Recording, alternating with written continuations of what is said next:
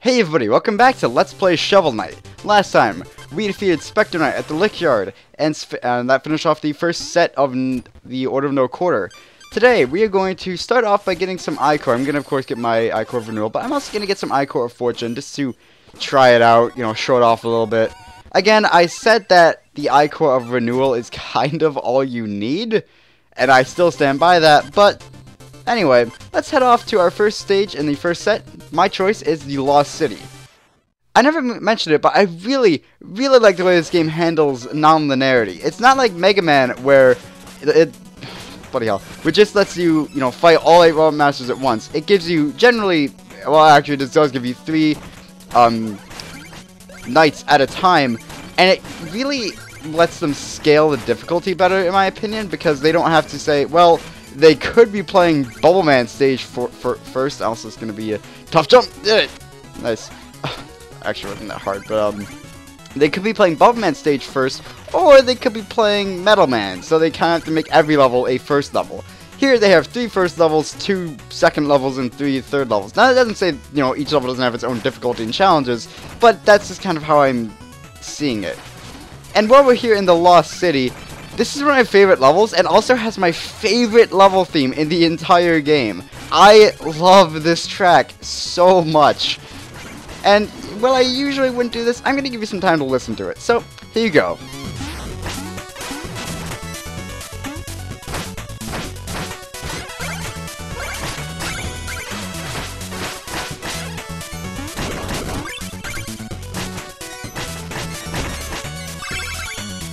I just really love the melody of it, and it's strangely exciting for an underground level. Underground levels generally have a bit more of a calm tone, I suppose, because it's underground.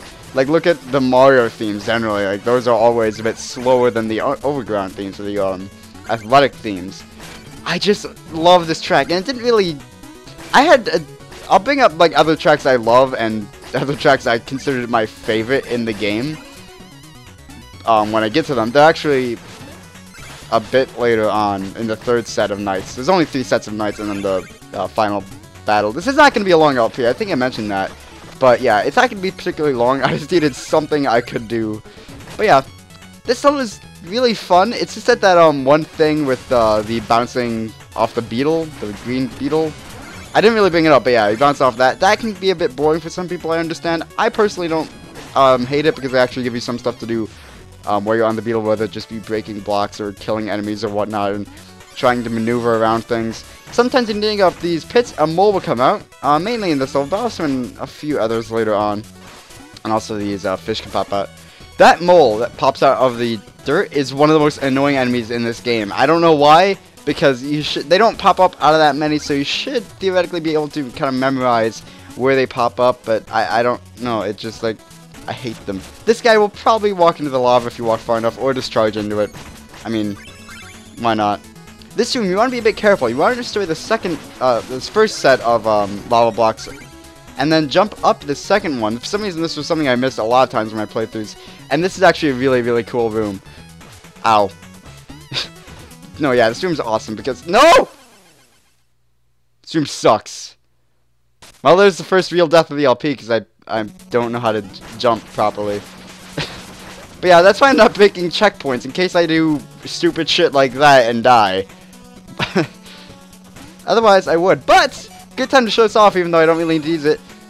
And we get the achievement, I Scream for Ichor. That means you use at least one of every Ichor. This part could be a bit tricky, honestly, because the timing can seem a bit off on that. It is helpful for collecting treasure, the yellow Ichor, like out of a chest, because it just all gravitates toward you. But honestly, I really don't think you need this. It can be helpful again if you die in a weirder spot than I did and couldn't collect the treasure. You can collect the bags of money with your shovel, so you have a bit more range than you would think. You don't have to walk into the bags of money. But it can be helpful. I just think renewing your health is a lot better. And also being invincible for 10 seconds, which... Oh god, no! I didn't mean to shovel that way. That was a mistake of the highest caliber. Luckily, I think we have to get the music sheet again, don't we? No, we don't. That's something I love about this game. I remember now. Also, there's food here. I don't know if I got that before. you don't have to recollect music sheets if you die. If you collected something and you die, you keep it. I so love that about this game, and I wish more games did it. Like, more games need to do shit like that. As also, more games need to let you get something in the level and leave it. Like Mario, let's get a power-up, leave the level, keep the power-up. That's something that more games need to do. But anyway, coming into this room with the bouncy green liquid goo thing, break the wall to the left, and you can find Chester, who will sell you the Dust Knuckles. This is a really, really interesting power-up, both offensively and for doing this, just kind of punching through dirt. And for, I believe, staying in the air for 5 more seconds with the Dust Knuckles, you get the achievement Knuckle Down. Now, I said it was okay offensively, too. Well, it gives you a little bit of invincibility to kind of push through enemies. Just like that mole there. You didn't really have to do that. You could have killed it with the shovel, but, whatever. I like punching things, so, yeah. This is actually a level I usually make stupid mistakes on a lot, and I don't know why. I guess because there's instant kill lava kind of everywhere. It's not obnoxious. You know, checkpoints are plentiful, at least in the normal game. We'll get into what I mean by that later. I think...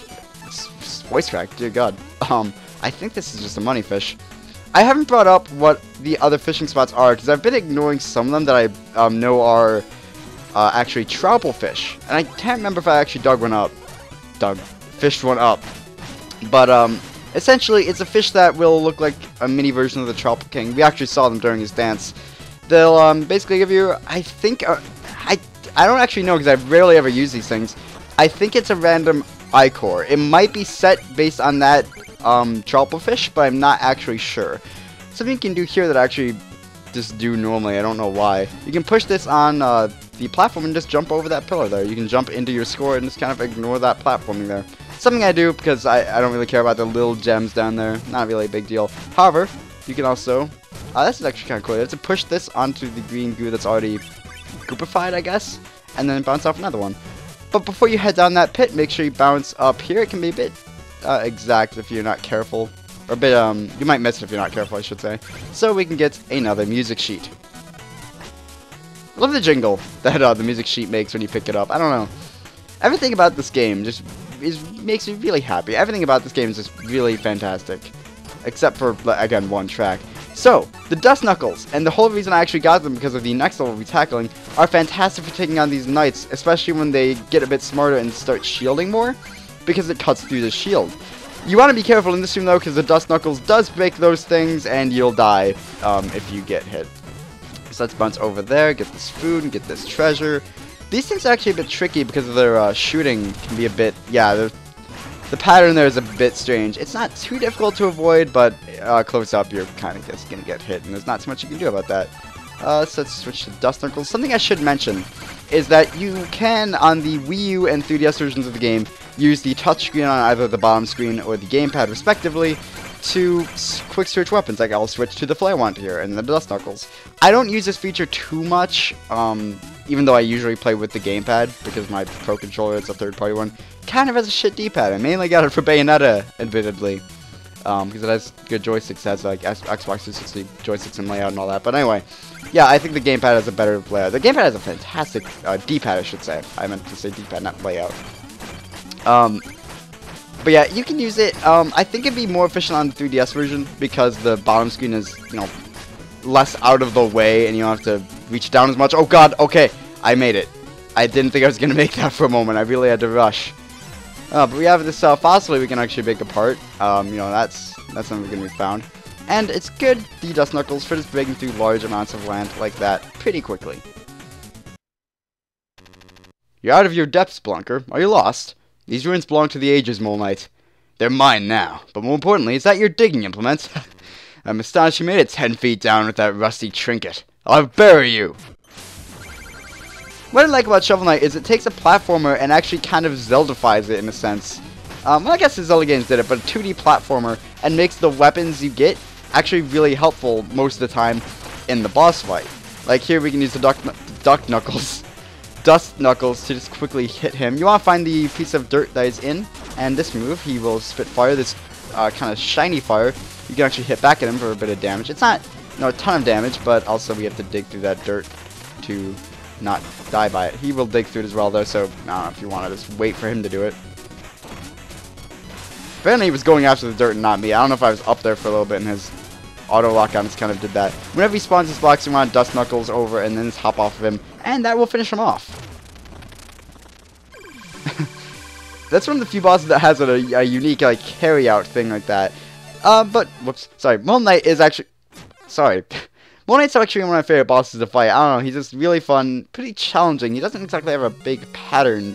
Well, he has a pattern in how he does things, but that pattern is a lot of fun. And I'm not getting a dream sequence. It's not random. It's about, I think it's like every other knight you fight that will have a dream sequence, but let's just dig that up, of course. And by defeating Mole Knight, or any of the knights in the set, but specifically Mole Knight in this case, we have gained access not only to a new village, but this guy. North from Pridemore, west at the Fork. Oh bother, I must have passed it already. Well met, traveler. Maybe you can help me. I think I got lost. I was trying to... Wait a second, you're the knight with the shovel. Indeed, I am the knight with the shovel who has been menacing the village. I assure you, I have done no such... You gonna use that shovel to bury innocent people? Your reign of terror ends here.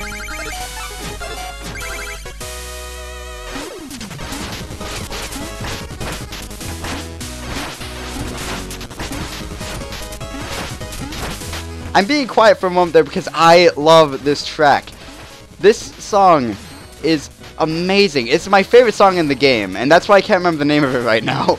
No, this is like this episode is full of good music. One, my favorite level track, and two, my favorite boss theme track. Favorite track in general, honestly. I'm gonna use the red I chord to restore my magic. Keep opening the menu by accident. But this is Rise. He is a random, not random so much, but a mini-boss battle that you'll find on the map. And that was about it. He threw those like boomerang-like things, and pretty fun boss fight. Pretty fun. Dear worst villain, strike me down. I'm no villain. We're fighting a common enemy. We are. Why didn't you say so now? I feel like a fool now. I think nothing of it, friend. Knights are strongest when they work together. Yeah, Knight's code. First vow, always help a friend in need. Knock him down, Shovel Knight. First vow, always help a person in need. But for defeating Rise, we get a music sheet. Fighting with all our might. That's the song. I'm glad I remember that after the bio came up for the music. Not bio, thing came up for the music sheet. But, before we end this episode, I want to head over to the Armor Outpost. Our second village type thing. Immediately, I want to jump up this ladder because we have these guys here. This be the aerial anvil. Need an armor upgrade. If you need something forged, I'm your fella. Anyway, he has a lot of armor here. And we are gonna show all of this off. And, I'm trying to think, what do I want for the next stage? I think I'm gonna go with, Let's go with the Mail of Momentum. It's a heavily plated armor that will basically stop you from getting knocked back as much, or at all really. However, your traction is greatly decreased. Now, there's also this guy here, who we'll talk about, a Shovel Blade, and he has 3 upgrades. I would suggest you get the Charge Handle and the Drop Spark. Not so much the Drop Spark, but the Charge Handle is really, really good. However, I am actually going to buy the Trench Blade. Usually I would say hold off on this, don't get it immediately, but for the purposes of recording, I am going to get it immediately because, I want to be able to dig up little pits faster. So, that's that. I usually, again, wouldn't say get it immediately, but purposes of recording really helps. We haven't talked to many people. Let's talk to this guy. I'm so grumpy. I'm just not in a good mood. I wish someone would cheer me up. Well, okay, I'll give it a shot. Why would they just leave the catapult unattended? The operator's out to launch. Yeah, he didn't seem to really care for that. Why don't the snow wolves make any sound? They don't know howl. I'm a quarter darky on my mother's side. And, oh, that King Knight, he's so regal, such a refined fashion sense, but honestly, I'd rather be your queen. So this guild clearly just has a crush on us, and she'll make jokes based off of that. I can't really go through and make all the dialogue. You look really weird. Right, feared some of the Order of No Quarter already. How'd you beat Spectre Knight? That is a good question, because it's actually like the hardest Order of No Quarter to beat. But, I suppose it's gonna do it for this episode of Shovel Knight. We did a lot, actually. More than I expected, because I didn't know Rise would appear. I believe he can disappear after defeating any of the Knights, the second set of Knights of the Order of Recorder. We'll deal with that next time. Yeah. But anyway, guys, hope you enjoyed, and next time on Let's Play Shovel Knight, we'll deal with that guy on the map, and head to our next stage, the Iron Whale. See you guys then.